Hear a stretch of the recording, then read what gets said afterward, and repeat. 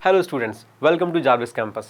हमने हमारे last video में देखा कि कैसे सिविल डिसोबीडियंस मूवमेंट में अलग अलग क्लासेस ने पार्टिसिपेट किया था, मगर फिर भी सिविल डिसोबीडियंस मूवमेंट इतना सक्सेसफुल नहीं हुआ जितना हम चाहते थे। ऐसा क्यों हुआ, चलिए देखते हैं। तो सबसे पहला जो रीज़न था वो था पार्टिसिपेशन ऑफ दलित्स। दलित एक लोअर कास्ट में आते हैं। हुआ क्या था कि कांग्रेस जो थी वो स्टार्टिंग से ही दलित को इन्वॉल्व नहीं करना चाहती थी मूवमेंट्स में।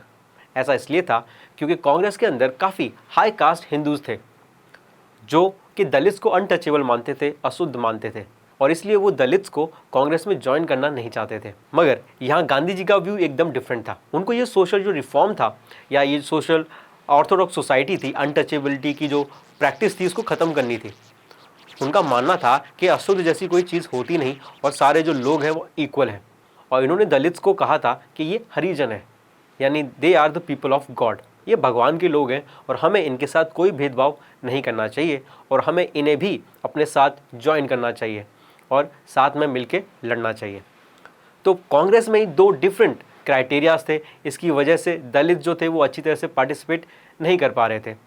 इसके अलावा दलित के जो लीडर्स थे कि उनकी सेपरेट रिजर्व सीट्स होनी चाहिए हर लेजिस्लेटिव काउंसिल में या फिर सेंट्रल असेंबलीज में, जो कि उनको देने से कांग्रेस ने मना कर दिया था। और यही रीज़न था कि दलित जो थे वो अच्छे से पार्टिसिपेट नहीं कर रहे थे सिविल डिसोबीडियंस मूवमेंट में।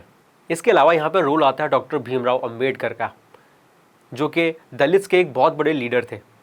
इन्होंने 1930 में डिप्रेस क्लास एसोसिएशन नाम का एक ऑर्गेनाइजेशन बनाया जो लड़ रहा था दलित्स के राइट्स के लिए, और ये महात्मा गांधी जी से भिड़ गए। और जब सेकेंड राउंड टेबल कॉन्फ्रेंस हुआ तो वहाँ पर इन्होंने डिमांड की सेपरेट इलेक्टोरेट की और रिजर्व सीट्स की लेजिस्लेटिव काउंसिल में। सेपरेट इलेक्टोरेट का मतलब होता है एक अलग देश।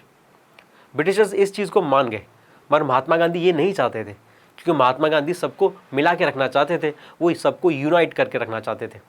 और इसलिए उन्होंने डिसाइड किया कि अगर ब्रिटिशर्स ये डिमांड करते हैं या भीमराव अम्बेडकर ये डिमांड करते हैं सेपरेट इलेक्टोरेट की, तो वो फास्ट करेंगे अनटू डेथ। जिसके बाद डॉक्टर भीमराव अम्बेडकर महात्मा गांधी की पॉलिसीज़ को मान जाते हैं और महात्मा गांधी और डॉक्टर भीमराव अम्बेडकर के बीच में एक पैक्ट साइन होता है जिसका नाम था पूना पैक्ट 1932, जिसमें ये डिसाइड होता है कि दलित्स को सेपरेट रिजर्व्ड सीट्स दी जाएंगी प्रोविंशियल और लेजिस्लेटिव काउंसिल दोनों में, मगर जो इलेक्टोरेट रहेगा वो सेम रहेगा, यानी इंडिया में ही रहेंगे वो, उनको एक अलग देश दिया जाएगा नहीं।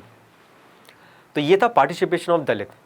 क्योंकि इतना भेदभाव था इसलिए उनका इन्वॉल्वमेंट सिविल डिसोबीडियंस मूवमेंट में कम था। अब देखते हैं सेकंड चीज़। सेकंड जो था वो था पार्टिसिपेशन ऑफ मुस्लिम्स। हमने देखा कि नॉन कॉपरेशन मूवमेंट के बाद जब खिलाफत मूवमेंट हुआ था तब हिंदू और मुस्लिम काफ़ी अच्छी तरह से यूनाइट हो गए थे, मगर उसके बाद वापस हिंदू मुस्लिम में तनाव आ गया। वो सेपरेट वो रिजर्व सीट्स की डिमांड करने लगे, मगर जैसे ही नॉन कॉपरेशन मूवमेंट खत्म हुआ हिंदू मुस्लिम के बीच में वापस तनाव आने लगा, उनकी जो यूनिटी थी वापस टूटने लगी। क्योंकि जो कांग्रेस थी वो स्टार्टिंग से हिंदू ऑर्गेनाइजेशन के जैसा ही काम करती थी। वो कई बार मुस्लिम्स के लीडर्स की जो पॉलिसीज़ थी या उनकी जो डिमांड्स थी उनको इग्नोर कर दिया जाता था, और इसलिए उन्होंने एक सेपरेट ऑर्गेनाइजेशन बनाया था जिसका नाम था मुस्लिम लीग। और क्योंकि दो डिफरेंट ऑर्गेनाइजेशन बन गए, हिंदूज़ के लिए कांग्रेस और मुस्लिम्स के लिए मुस्लिम लीग, इसलिए इन दोनों का पार्टिसिपेशन सिविल डिसोबीडियंस मूवमेंट में कम हो गया और सिविल डिसोबीडियंस मूवमेंट वीक हो गया। अब था क्या कि मुस्लिम लीग के एक बड़े लीडर थे मोहम्मद अली जिन्ना। ये मुस्लिम्स के लिए एक सेपरेट इलेक्टोरेट की डिमांड कर रहे थे, यानी उन्हें चाहिए थी सेपरेट कंट्री। मगर ये एक शर्त पे इस डिमांड को भूलने के लिए तैयार थे।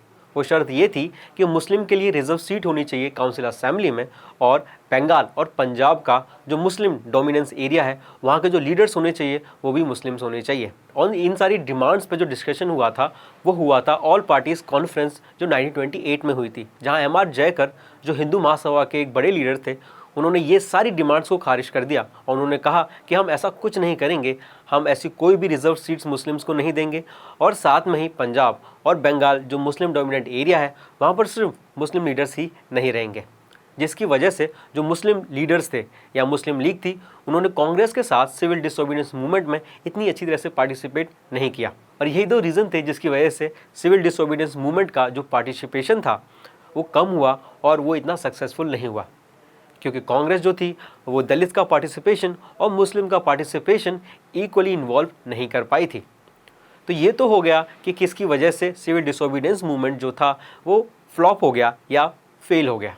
अब ये तो रीज़न थे जिसकी वजह से सिविल डिसोबीडियंस मूवमेंट फेल हो गया, मगर सिविल डिसोबीडियंस मूवमेंट काफ़ी हद तक सक्सेसफुल भी था।